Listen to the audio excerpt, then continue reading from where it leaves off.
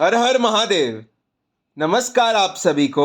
मैं हार्दिक आप सभी का स्वागत करता हूँ हमारे इस YouTube चैनल पर जिसका नाम है धर्मोरक्षणा। अनंत काल से सनातन धर्म अपने इतिहास और उसकी विशेषताओं के लिए जग प्रसिद्ध है।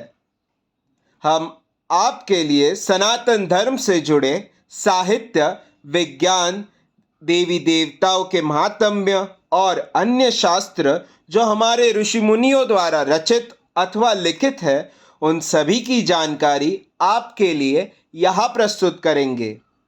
इस कलयुग में हर एक तक हमारे प्राचीन ग्रंथ, वेद, पुराण, उपनिषद और अन्य साहित्यों के विषय में रोचक जानकारी हम आपके लिए यहाँ प्रस्तुत करेंगे। आशा करते हैं हमें आपका सकारात्मक प्रतिसाद मिलता रहेगा। हर हर महादेव।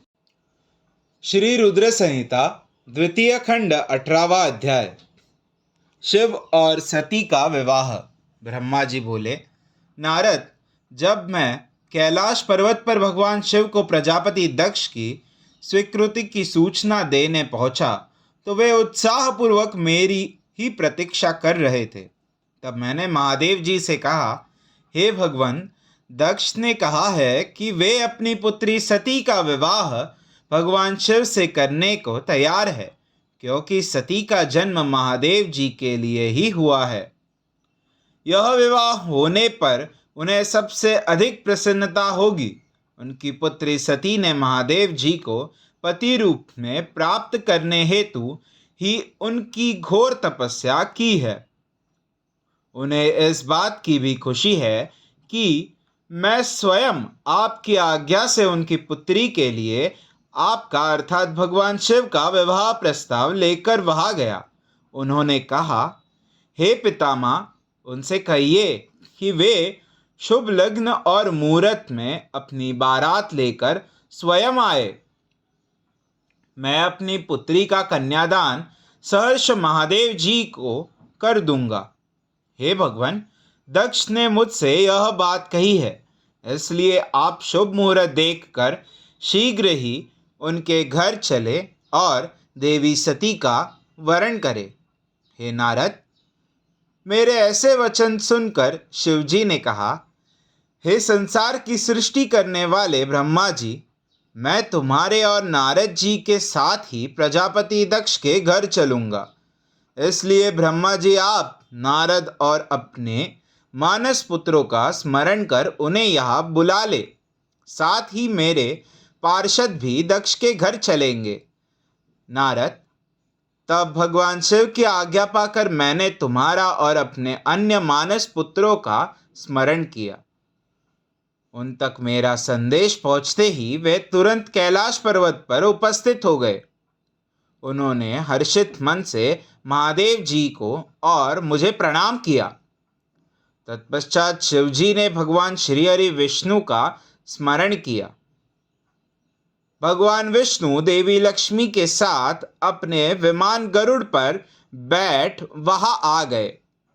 चैत्र मास के शुक्ल पक्ष की त्रयोदशी तिथि में रविवार को पूर्वा फाल्गुनी नक्षत्र में त्रिलोकीनाथ भगवान शिव की बारात धूमधाम से कैलाश पर्वत से निकली।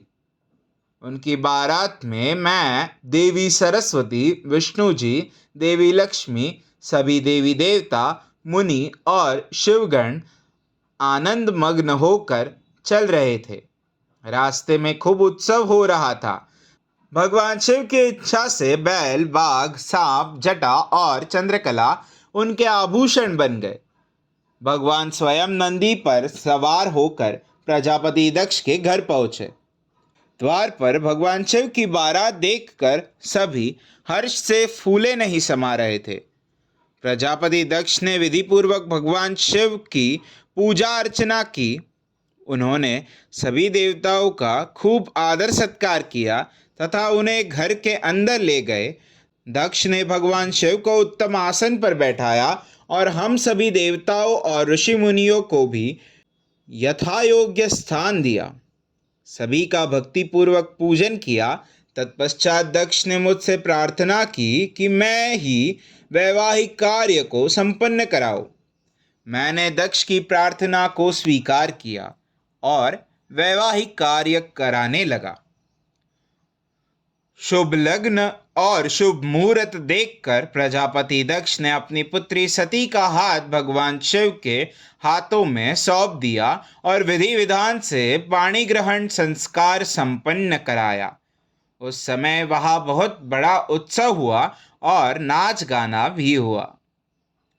सभी आनंद मग्न थे। हम सभी देवी देवताओं ने भगवान शिव और देवी सती की बहुत स्तुति की और उन्हें भक्तिपूर्वक प्रणाम किया।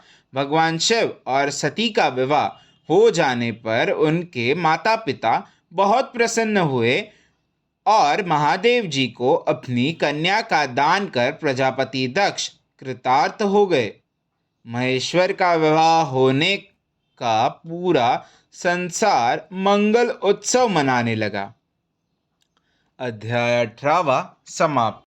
हमारे कार्य की सराहना करते हुए हमारे इस YouTube चैनल को सब्सक्राइब करें, शेयर करें और लाइक करें। हमारे कार्य मानव जाति के हित हेतु अधिकांश मानव जाति तक पहुंचाने के लिए हमारी सहायता करें। भविष्य में हमारे सनातन धर्म के विषय में जानकारी प्राप्त करने हेतु हमारे साथ यहाँ बने रहिए हमारे इस YouTube चैनल पर, जिसका नाम है धर्मो रक्षणा।